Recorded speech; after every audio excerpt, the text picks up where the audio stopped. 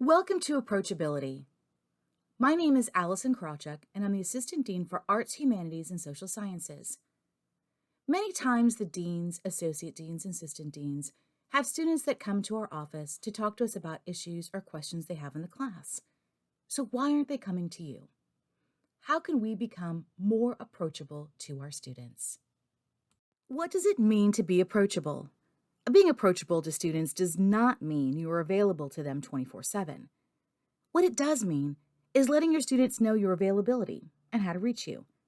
Inform your students early of your preferred method of communication and set a standard for that communication that can remain intact throughout any semester schedule changes. Rename your office hours as student support hours, learning hours, or connection hours. And consider incentivizing student visits to help students take advantage of the opportunity to talk. Be sure that your syllabus includes your contact information, office hour times, and your preferred form of communication.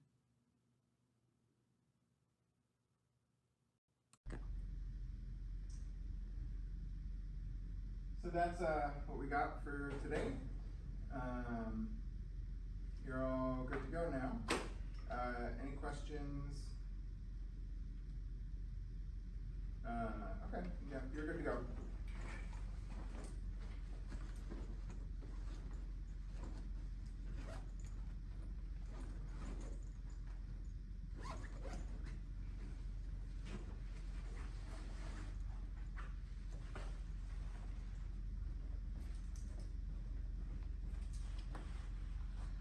Curtain. All right, that's it for today. Thank you all very much. If you have any questions, I'll be here for the next probably about 10 minutes or so until the next class comes in. So if you have any questions about today's class, definitely feel free to come up. I'll be here. If you can't come here today because you got a life to live or you have another class or something like that, feel free to come by my office hours Monday, Tuesday, Thursday, 10 to 11, or was it 1 to 2? If you can make an appointment, that's great, just so I make sure that I can see as many people as possible. So if you can't make an appointment, if you can't, you just need to stop by. That's completely fine as well. But again, I'll be here for the next 10 minutes or so. So if you want to come up and ask any questions about today's class, I'm fine with that. I actually do have a question. Yeah, what's up? Our first example for approachable versus unapproachable is in the classroom. Watch both short videos.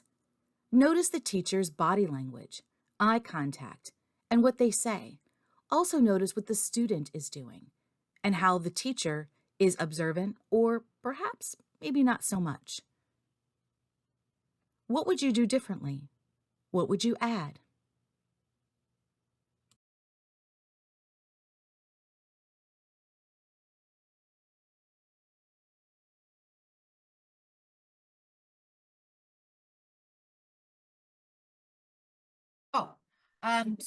Welcome back from your breakout rooms.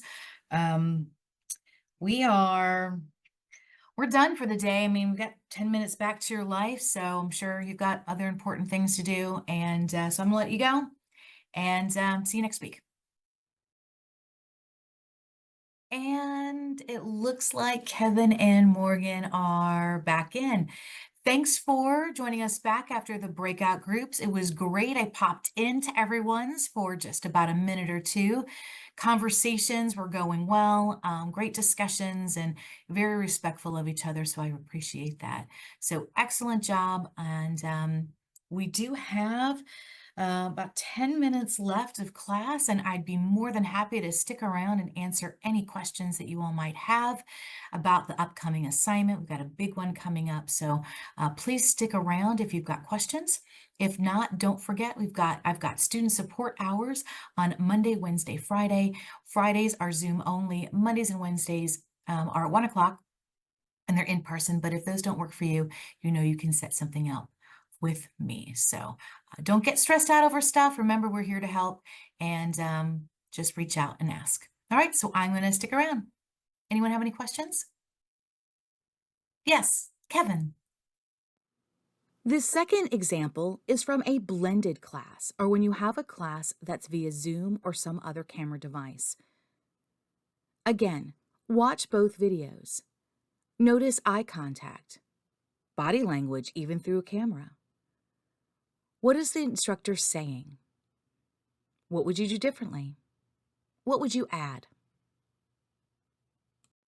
And finally, our third and last example of online approachable and unapproachable. Look at the two Monday memos. What do you see? What stands out as being approachable? What stands out as being unapproachable?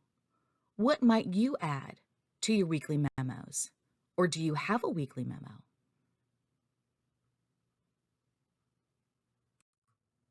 So why should we be more approachable in our classroom?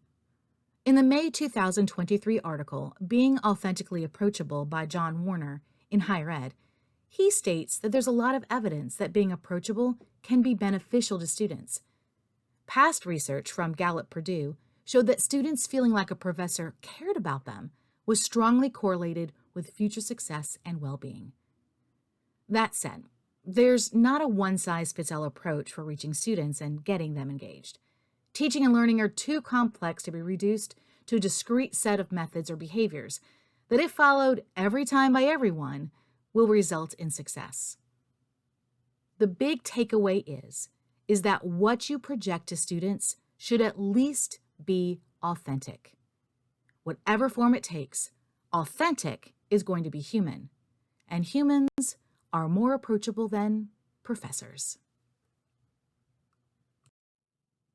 At critical points in the semester and your course, remind students that you are available for help, whether that is through your office hours or other support channels. It is recommended to have a short statement at the beginning of class, such as, "I know this is a stressful time for a lot of students. Please reach out to me if you feel like you're falling behind, or if you just want to talk." Each of your students has a unique level of comfort and experience with seeking help from an authority, teacher, expert. It may not be enough just to list your availability in your syllabus and expect students to approach you.